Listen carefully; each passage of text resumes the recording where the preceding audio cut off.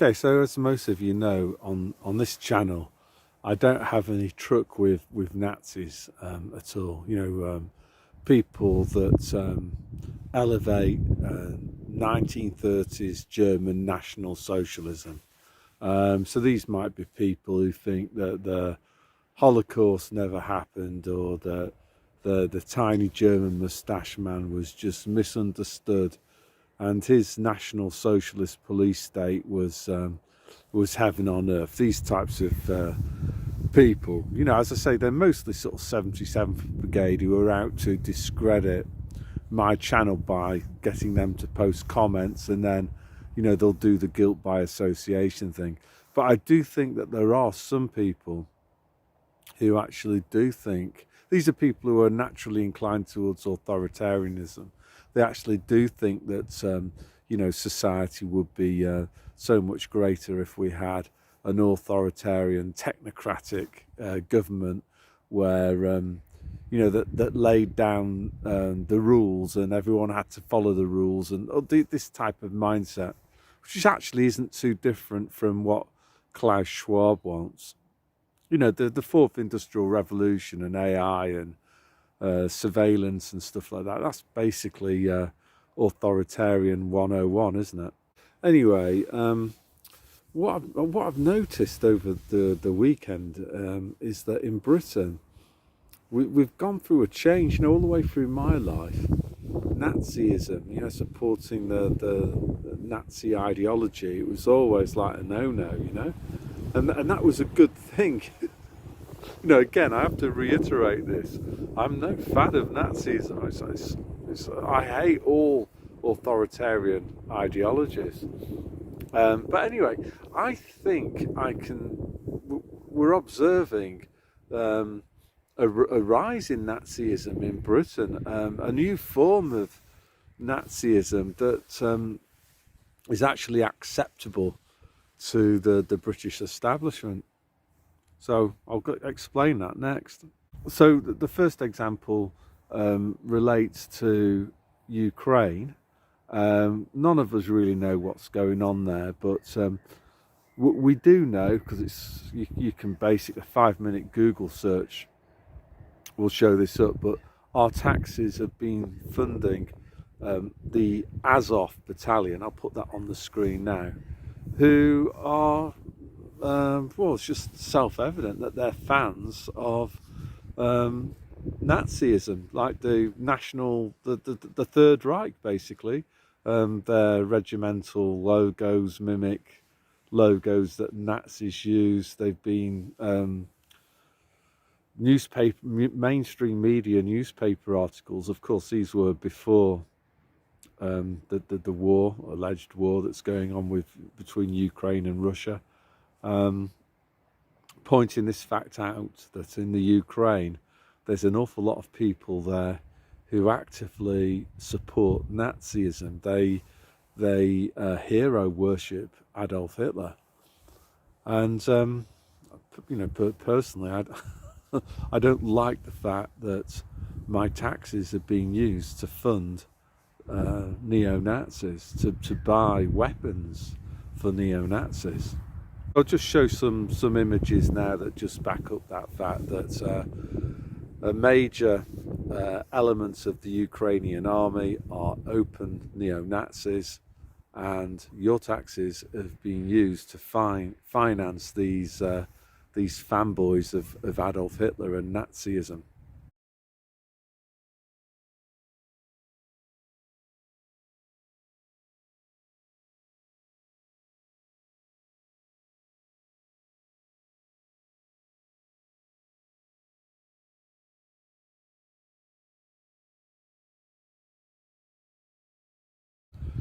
So over the weekend, something else that happened that was quite interesting on this note. So there's a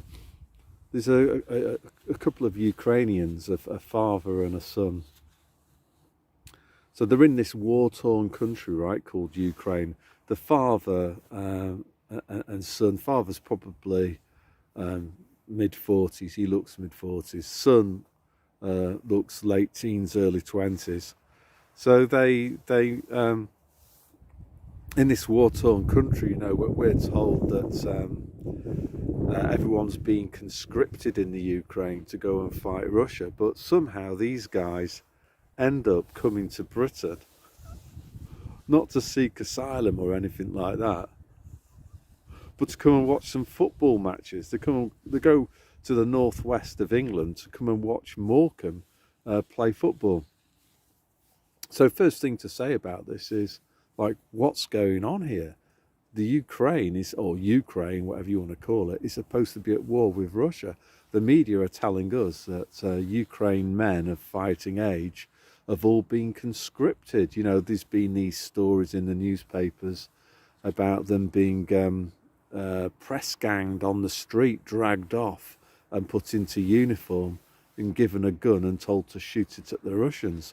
But then this doesn't really seem to add up, these two Ukrainian guys coming over to Lancashire to watch football for a weekend, and they got a visa. So what's going on? That's the first point.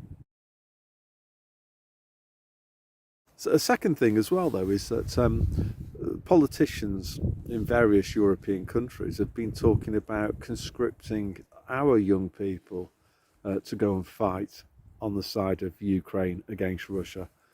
And for me, that's I don't like war anyway, but this seems wrong, doesn't it? You know, that we've got men of fighting age in Ukraine who are not fighting the Russians, who are coming on jollies to England to watch football. But then at the same time, our politicians are trying to tell us that our men are supposed to, you know, in the future could well be conscripted to fight a fight that the Ukrainians themselves aren't prepared to fight, or at least these two guys. Anyway, I was watching on the Football League. The lower divisions, you can watch a streamed service.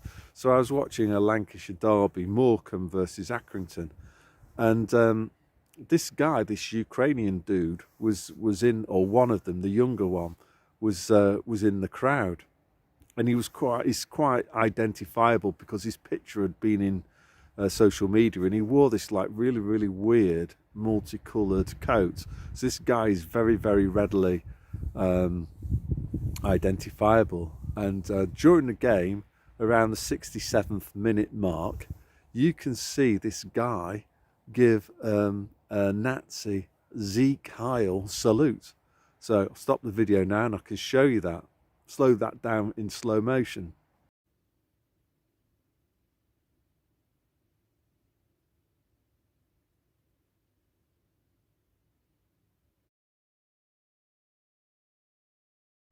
So guess what happens to this guy who's openly showing Nazi, you know, a Nazi Sieg Heil salute?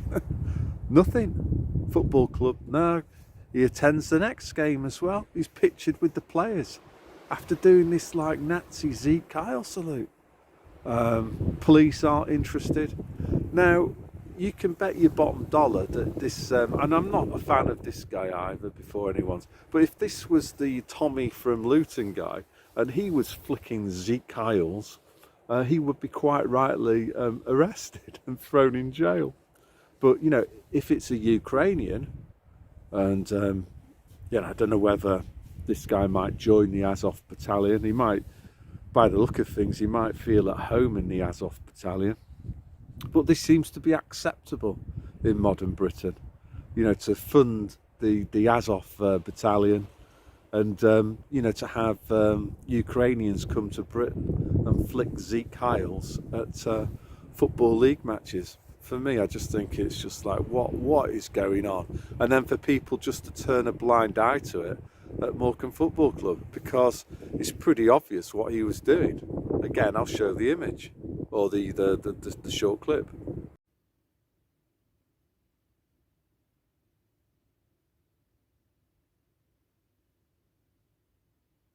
Like dual standards with Nazism, you know, if it's Ukrainian Nazis, well, that's okay. If it's any other type of Nazis, that's not okay. As I say, the other thing that I found remarkable was just how people at the football club and people in the crowd just turned a blind eye to it, just like open Nazism, like flicking Sieg Heils. Final thing was there was another one of these demonstrations in London about Palestine, and again you've got a group of people showing a swastika allegedly, and there's various clips, I'm going to show it in a second, of people complaining to the police about these people showing swastikas, which is, you know, obviously it's anti-Semitic. Then I'm happy to, but I'm just confused as to would you like to walk with me, because I can point these people out to you. And again, I was told when I asked that a swastika was not necessarily anti-Semitic or disruption to public order. That doesn't seem right to me. Okay, so I think the symbol in of itself. It is. Oh my God, film, please, film. Please, for the love of God, film. It is anti-Semitic. So, is a swastika... I'm sorry, I didn't say it wasn't. Can I just ask the question? I'm just asking a question, right? Can I, if someone is carrying a sign that's a swastika, you said you wouldn't arrest them on the spot, it has to be investigated online? Yes, it is. What? A swastika in and of itself is not anti-Semitic. There's nothing more anti-Semitic than... You're aware of the public order legislation that we work under, madam? A swastika is a swastika. Madam, I can have a conversation with you. I'm happy to, but I'm just confused as to what's confusing about a swastika. There are various facets to the public order act, okay?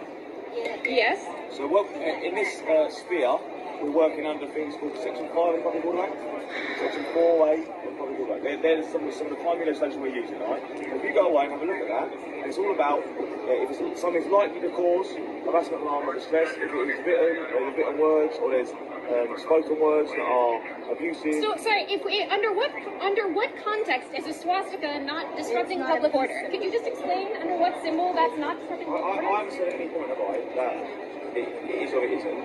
Everything needs to be taken within context, doesn't it? The Nazis murdered 6 million Jews. Crime against humanity, and you know, it's not good. It's not good, and the reaction of the police wasn't great either. In that they basically said, "Well, in this context, if this particular group of people have a flag with a swastika on it, it's okay." Whereas again, you know, if it was another group of people who had a swastika, then it wouldn't be okay. Not that I've ever seen Tommy from Luton with a swastika, because I don't even think this bloke is a big fan of 1930s German National Socialism. So what we got here is just colossal double standards, and what worries me really is just the kind of acceptability of authoritarianism. You know, that this seems to become acceptable again, which is, it's not even like a century ago. So yeah, and just one more time, you know, I'll have no truck with anybody who denies the Holocaust or thinks that Adolf Hitler's National Socialist police state was anything else but a nightmare. So that's all I want to say today, so God bless.